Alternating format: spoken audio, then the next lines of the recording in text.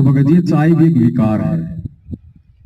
जिस प्रकार परमात्मा ने अन्य विकार बताए ना, ये शराब, बियर, मांस, हुक्का, ये चाय भी एक विकार है। ये हमारे शरीर में कोई एक भी फायदा नहीं करता ही, एक भी फायदा बता दो, उल्टा नुकसान हजारों। ये चाय हमारे देश में थी नहीं, हमारे देश में चाय का पौधा ही नहीं था। जब अंग्रेज सन 1600 ईस्वी में भारत में आए और उन्होंने देखा कि हम भारतीयों को हम किस प्रकार से अपना गुलाम बना सकते हैं, हम उन पे विजय प्राप्त कर सकते हैं, तो सबसे पहले उन्होंने एक प्रयोग किया। गुजरात में एक किसान अपने खेत में हल चला रहा था, 4-5 अंग्रेजों ने बिना किसी चेतावनी के अचानक उसके ऊपर धावा बोल दिया। तो किसान ने 5 मिनट में 5 को धूल चटा दी, नीचे पटक दिया 5 को, उनकी खड़ी होने की हिम्मत नहीं हुई। तो अंग्रेजों ने देख लिया कि भैया शारीरिक बल में हम भारतीयों को अपना गुलाम नहीं बना सकते, इम्पॉसिबल। फिर उन्होंने पूछा कि इसका रीजन क्या है। एक दुबला पतला सा आदमी 5 अंग्रेजों के भारी पड़ गया। तो मालूम पड़ा कि यहाँ के लोग सुबह उठते छाछ पीते हैं, मट्ठा पीते हैं, राबड़ी पीते हैं, शुद्ध खाना खाते हैं, अच्छे उनके विचार हैं। तो बोला इनको कैसे शारीरिक रूप से निर्बल किया जाए। तो अंग्रेज अपने देश से चाय का पौधा लाए और आज कोई अंग्रेज चाय नहीं पीता। आपको 1 लाख रुपए का इनाम मिलेगा अगर आप किसी भी अंग्रेज को चाय पीता दिखा दो। उनको पता है ये चाय नहीं है, ये सत्यानाश है, लीवर का सत्यानाश कर देगी, ये किडनी का सत्यानाश कर देगी, ये पूरे शरीर का सत्यानाश कर देगी। आलू टमाटर जैसे बच्चे पैदा होने लग गए चाय पी पी के। सफेद बाल लेके पैदा होते हैं आज के बच्चे, 2 साल बाद तो आंखों पे चश्मा चढ़ जाती है। रीजन क्या है? ये खान पान, जैसा माँ बाप खाएंगे वैसा ही बच्चा पैदा करेंगे। स्वामी दयानंद सरस्वती के ऊपर सत्संग करते हुए गुरुजी ने कहा था, वो सत्संग मुझे नहीं मिल रहा, एक बार वो सत्संग हमने जरूर सुना था, जिसमें गुरुजी ने कहा कि भांग वो पीता था, गांजा वो पीता था, चाय वो पीता था, सारे नशे करता था। परमात्मा ने चाय को भी नशा बता दिया संकेत में। अब आप कहोगे जी सतलोक आश्रम बरवाड़ा में क्यों चाय बनती थी? तो गुरुजी ने कहा कि बेटो ये यहाँ का भोजन नहीं है, सतलोक से आता है, ये सतलोक से आती है चाय, यहाँ की नहीं है। तुम्हें यहाँ खाली वो बनती हुई दिखाई देती है, ये अमृत भोजन है। चाय भी नशा है, ये कोल्ड ड्रिंक, ये सब घातक पेय पदार्थ हैं हमारे ह्यूमन बॉडी के लिए। जवानी में असर का नहीं पड़ता, जवानी में आप कितना कुछ उल्टा सीधा खा लो पी लो, लेकिन जब 40 साल पार कर जाओगे ना, तब इनके जो अवगुण हैं उनका पता चलेगा कि मैंने क्या किया। 20 साल का लड़का हार्ट अटैक से मर जाता है, कारण का नहीं पता क्यों मर गया। अच्छा 2 लीटर की कोका कोला पिया करता, वो नहीं पता। सुबह उठते चाय का स्टील का गिलास लिया करता, वो नहीं पता। शराब पीता था, बियर पीता था, उसकी तरफ ध्यान नहीं जाता लोगों का।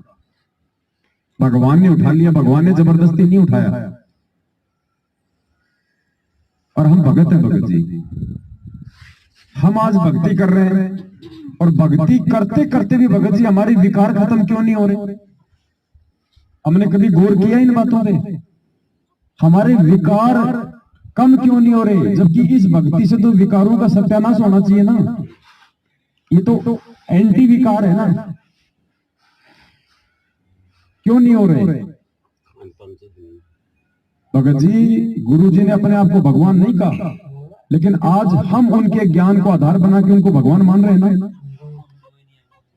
गुरु जी तुम्हें स्वयं नहीं कहेंगे कि तुम चाय छोड़ दो, तुम ये कोका कोला छोड़ दो। हमारे गुरु जी ने कभी पी क्या ये कोका कोला? देखी क्या कभी किसी ने गुरु जी को ड्यू पीते हुए, लिमका पीते हुए? और भगवान पिए तो 100 बार पिए, हम उस विषय पे भी नहीं जाते। लेकिन आज हमने उनके ज्ञान को आधार बना के जो चीजें हमारी मानसिक सोच पे असर डाल रही हैं, जो चीजें हमारे विकारों को बढ़ावा दे रही हैं, वो चीजें हम क्यों खाएं? हम विकारों को शांत करने के लिए भक्ति कर रहे हैं या विकारों को उत्तेजित करने के लिए हमें भक्ति कर रहे हैं? क्या कहा परमात्मा ने? जैसा खावे अन्न वैसा होवे, और जैसा पीवे पानी वैसी होवे। तो ये कोल्ड ड्रिंक, शराब, जितने भी पेय पदार्थ हैं जो अपने व्यापार के लिए लोगों ने हमारे सामने जहर के रूप में पेश कर रखे हैं, ये क्या है? पानी। और अन्न, आप समोसा खाते हो, आप कचौरी खाते हो, चाउमीन खाते हो, पिज्जा, बर्गर, सैंडविच, पता नहीं नाम ही पता नहीं, Chinese food, south Indian food, फलाना फूड, दिखना फूड।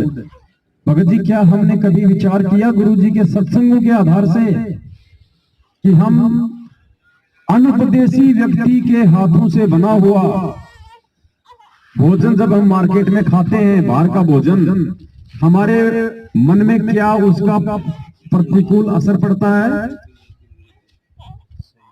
गुरुजी ने क्या कहा सत्संग में? दो साधु थे, वो अपनी एक शिक्षा के घर पे गए, रात्रि को भोजन किया, सो गए।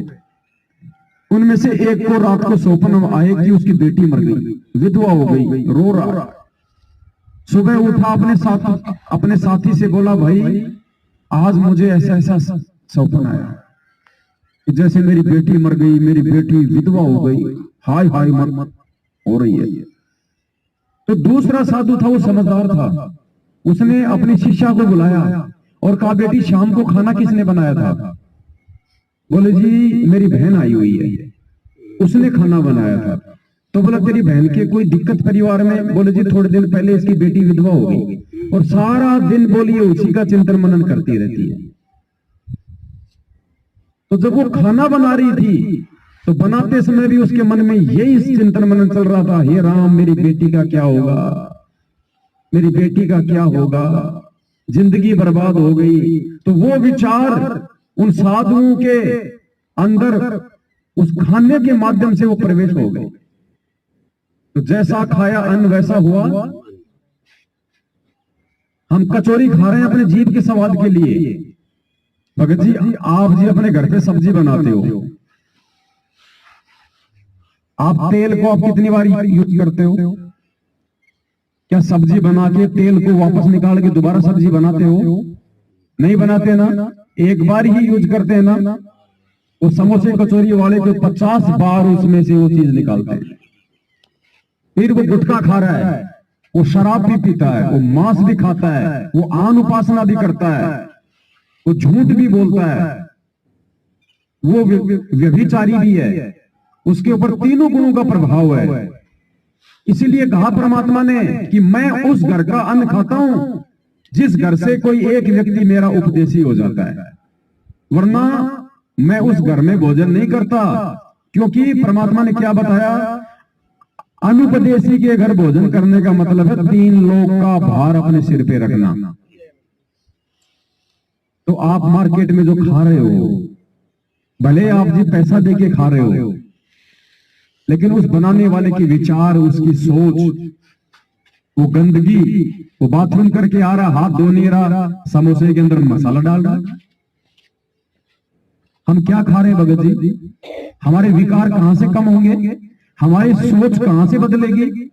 हमारे अंदर शुद्धता कहां से आएगी? जब हम खाए, हम दुनिया की जो है गंदगी रहे, चाहे वो सामान की हो, चाहे वो सोच की हो। आप वही समोसा कचौरी अपने घर पे बनाओ, आप अच्छी जो क्वालिटी का जो तेल है आप उसका प्रयोग करो, आप जी उसको घी में बनाओ, खाओ आप उसको। मालिक ने उदाहरण दिया, द्वापर युग में जब पांडवों का शंख नहीं बज रहा था, सुदर्शन सुपच्च के रूप में परमात्मा झोपड़ी में बैठे, 5 पांडव श्री कृष्ण उनको लेके आए और द्रौपदी ने बड़े प्यार और बड़े सम्मान के साथ 56 प्रकार के भोजन बनाए। खुद द्रौपदी ने बनाए ना, परमात्मा के सामने परोस दिए। और जैसे परमात्मा उसको खाने लगे, गोल मोल करके सबको इकट्ठा करके 5 गिलास बना लिए 56 प्रकार के आइटम के। तो द्रौपदी के मन में दोष आया। देखना भगत जी, खाना बनाने वालों के विचार कैसे आपको प्रभावित करेंगे। द्रौपदी के मन में दोष आ गया। मन ही मन में सोचा कि रहा शूद्र का शूद्र, भोजन भी खाना नहीं आता, ये घास फूस खाने वाला क्या हमारा शंख बजाएगा।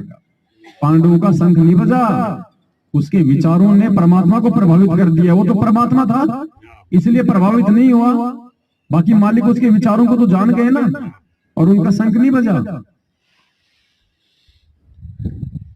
तो भगत जी हम क्या खा रहे हैं? क्या भगवान ने हमारे को खाने के लिए हमारे को अन्न नहीं दिया क्या? पीने के लिए भगवान ने हमारे को पानी नहीं दिया क्या? अरे जिस घर में भगवान ने दूध दही दे रखा, आपको चाय पीने की जरूरत कहां पड़ गई भाई? आप जहर क्यों पी रहे हैं? और वो जहर आप अपने भगवान को भी भोग लगा रहे हैं। हम गुरु जी को भोग लगाते हैं। आज से पहले दास से भी गलती हुई है, माफी मांगूंगा परमात्मा से, मांग रहा हूं बार बार। मार्केट से बनी हुई कोई भी वस्तु सिवाय फल फ्रूट के, कोई भी मिठाई हम परमात्मा को भोग ना लगाएं।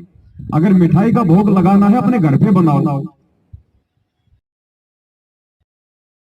उसके बाद अपने परमात्मा को भोग लगाओ। द्रौपदी तो रानी थी, वो तो बाजार से बनी बनाई मिठाई भी मंगवा सकती थी। उसने धुएं में आंख फड़वा के उसने मिठाई क्यों बनाई? उसको मालूम था कि अपने हाथ से बना के लगाया गया साधु को भोज